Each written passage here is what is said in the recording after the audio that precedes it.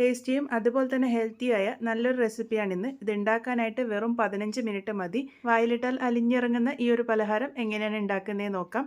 ഇത് ഉണ്ടാക്കിയിരിക്കുന്നത് റാഗി അല്ലെങ്കിൽ മുത്താറി ഉപയോഗിച്ചിട്ടാണ്. ഞാനിവിടെ 1 കപ്പ് റാഗിയാണ് എടുത്തിരിക്കുന്നത്. ഇതാദ്യം 2-3 പ്രാവശ്യം നല്ലപോലെ കഴുകിയെടുത്തതിന് ശേഷം കുതിർക്കാൻ വേണ്ടി വെക്കണം. ഞാനിപ്പോൾ ഇവിടെ ഓവർനൈറ്റാണ് കുതിർത്തെടുത്തിരിക്കുന്നത്. മിനിമം 8 മണിക്കൂറെങ്കിലും ഇതൊന്ന് കുതിർത്തെടുക്കണം. ഇത് അതുപോലെ കുതിർത്തെടുത്തിരിക്കുന്ന റാഗിയാണ്. ഇതിൻ്റെ വെള്ളമൊക്കെ നല്ലപോലെ മാറ്റിയെടുത്തതിന് ശേഷം മിക്സറിൻ്റെ ജാറിലേക്ക് ഇട്ടിട്ടുണ്ട്.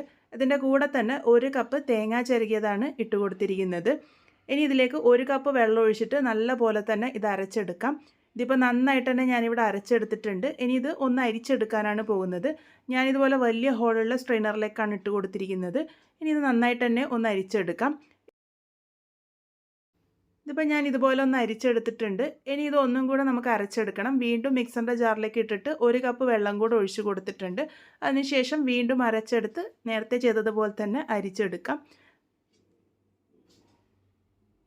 വീണ്ടും നമുക്കിത് ഒന്നും കൂടെ അരച്ചെടുക്കാം. ഇതുപോലെ ചെയ്യുന്നത് നമുക്കിതിൽ നിന്ന് മാക്സിമം പാല് കിട്ടാൻ വേണ്ടിയിട്ടാണ്. അവസാനത്തെ പ്രാവശ്യം 1 കപ്പ് വെള്ളം ഒഴിച്ച് നല്ലപോലെ അരച്ചെടുത്തതിന് ശേഷം വീണ്ടും ഞാനിവിടെ അരിച്ചെടുക്കുന്നുണ്ട്. ഈ ഒരു രീതിക്ക് 3 പ്രാവശ്യം ചെയ്തെടുക്കുമ്പോഴേക്കും നമുക്ക് ആ ഒരു റാഗി അല്ലെങ്കിൽ മുത്താറിയിൽ നിന്ന് നല്ല പോലെ തന്നെ പാലെടുക്കാൻ വേണ്ടി പറ്റും. ഇനി ഈ ഒരു പാല് ഒന്നും കൂടെ അരിച്ചെടുക്കുന്നുണ്ട്. നമ്മൾ ആദ്യം വലിയ സ്ട്രെയിനറിലൂടെയായിരുന്നു അരിച്ചെടുത്തത്. അതിന് പകരം ഇപ്രാവശ്യം ചെറിയ സ്ട്രെയിനറിലൂടെ അരിച്ചെടുക്കുക. അപ്പോൾ ചെറിയ ചെറിയ തരികൾ എന്തെങ്കിലും ഉണ്ടെങ്കിൽ അതും മാറ്റി കിട്ടാൻ വേണ്ടിയിട്ട് സഹായിക്കും. അല്ലാന്നുണ്ടെങ്കിൽ നേർത്ത തുണിയിലൂടെ വേണമെങ്കിൽ നിങ്ങൾക്കിത് അരിച്ചെടുക്കാവുന്നതാണ്. അപ്പോഴാണെങ്കിൽ ഒട്ടും തരികളൊന്നും ഇല്ലാത്ത പാല് മാത്രം നമുക്ക് കിട്ടും. ഇതിപ്പോൾ ഞാനിവിടെ പാല് റെഡിയാക്കി എടുത്തിട്ടുണ്ട്. ഈ ഒരു രീതിക്ക് റെഡിയാക്കി എടുത്തതിന് ശേഷം നല്ല അടികട്ടിയുള്ള പാത്രത്തിലേക്ക് ഒന്ന് മാറ്റിയെടുത്തിട്ടുണ്ട്. ഇനി നമുക്കിത് കുക്ക് ചെയ്യാൻ തുടങ്ങാം. ആദ്യം മീഡിയം ടു ഹൈ ഫ്ലെയിമിൽ വെച്ചിട്ടാണ് കുക്ക് ചെയ്തെടുക്കുന്നത്. കുറച്ച് സമയം കഴിയുമ്പോഴേക്കും തന്നെ റാഗി ഇതുപോലെ കുറുകി വരും. ആ ഒരു സമയത്ത് ഫ്ലെയിം ലോയിലാക്കിയിട്ട് നല്ല പോലെ തന്നെ ഇളക്കി യോജിപ്പിച്ച് കൊടുക്കുക.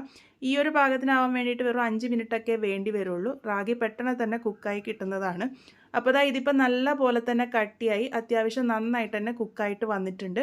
ഇതുപോലെ കുക്കായി വന്നതിന് ശേഷം വേണം ഇതിലേക്ക് മധുരത്തിന് പാകത്തിന് ശർക്കര ചേർത്ത് കൊടുക്കാൻ വേണ്ടിയിട്ട്.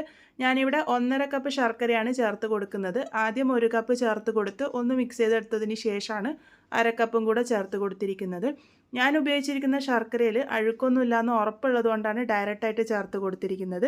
നിങ്ങൾ ഉപയോഗിക്കുന്ന ശർക്കരയിൽ അഴുക്കുണ്ട് തോന്നുന്നുണ്ടെങ്കിൽ ശർക്കര പാനിയാക്കിയിട്ട് മാത്രം അരിച്ചെടുത്തിട്ട് ചേർത്ത് കൊടുക്കുക കേട്ടോ. അപ്പോൾ ഇതിപ്പോൾ ശർക്കരയൊക്കെ നന്നായിട്ട് തന്നെ യോജിച്ച് വന്നിട്ടുണ്ട്. നല്ല കട്ടിയായിട്ടും വന്നിട്ടുണ്ട്. ഈ ഒരു സമയത്ത് 1 ടേബിൾ സ്പൂൺ നെയ്യ് ഒഴിച്ചു കൊടുക്കാം. ഈ 1 ടേബിൾ സ്പൂൺ നെയ്യ് മാത്രമേ ഇതിൽ ഒഴിച്ചു കൊടുക്കുന്നുള്ളൂ. അതിനുശേഷം നല്ല പോലെ തന്നെ മിക്സ് ചെയ്തെടുക്കാം. നമ്മൾ ചേർത്ത് കൊടുത്തിരിക്കുന്ന നെയ്യ് ഇതുമായിട്ട് നന്നായിട്ട് യോജിച്ച് വരും. ആ ഒരു സമയം വരെയാണ് ഇത് മിക്സ് ചെയ്തെടുക്കേണ്ടത്.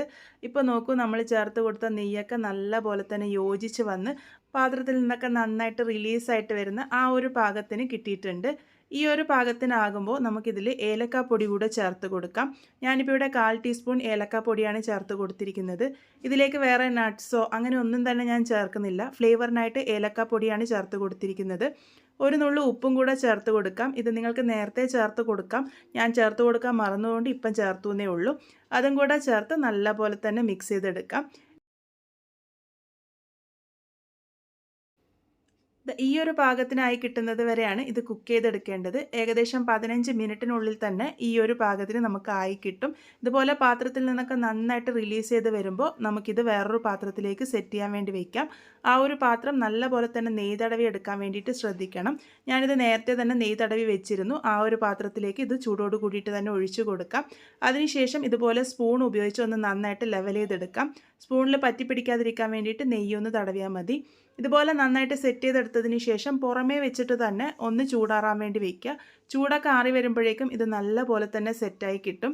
ഫ്രിഡ്ജിലൊന്നും വെക്കേണ്ട ആവശ്യമില്ല, പുറമേ വെച്ചാൽ മതി. അതുപോലെ തന്നെ ഇതിൻ്റെ അരികുകൾ വിടിയിക്കേണ്ട ആവശ്യം പോലുമില്ല.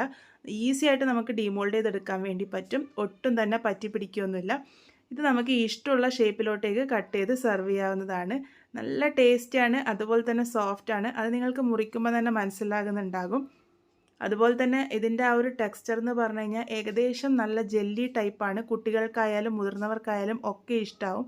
ഉണ്ടാക്കിയിരിക്കുന്നതാണെങ്കിൽ മുത്താറി അല്ലെങ്കിൽ റാഗി ഉപയോഗിച്ചാണ്. റാഗിയുടെ ഹെൽത്ത് ബെനിഫിറ്റ് ഞാൻ പറഞ്ഞു തരേണ്ട ആവശ്യമൊന്നുമില്ലല്ലോ. കാൽഷ്യം റിച്ച് ആയിട്ടുള്ള നല്ല സോഫ്റ്റ് ആയിട്ടുള്ള ഈ ഒരു പലഹാരം നിങ്ങൾ എന്തായാലും ഉണ്ടാക്കി നോക്കൂ. നമ്മളിന്ന് ഉണ്ടാക്കിയിരിക്കുന്നത് റാഗി ഹൽവയാണ്.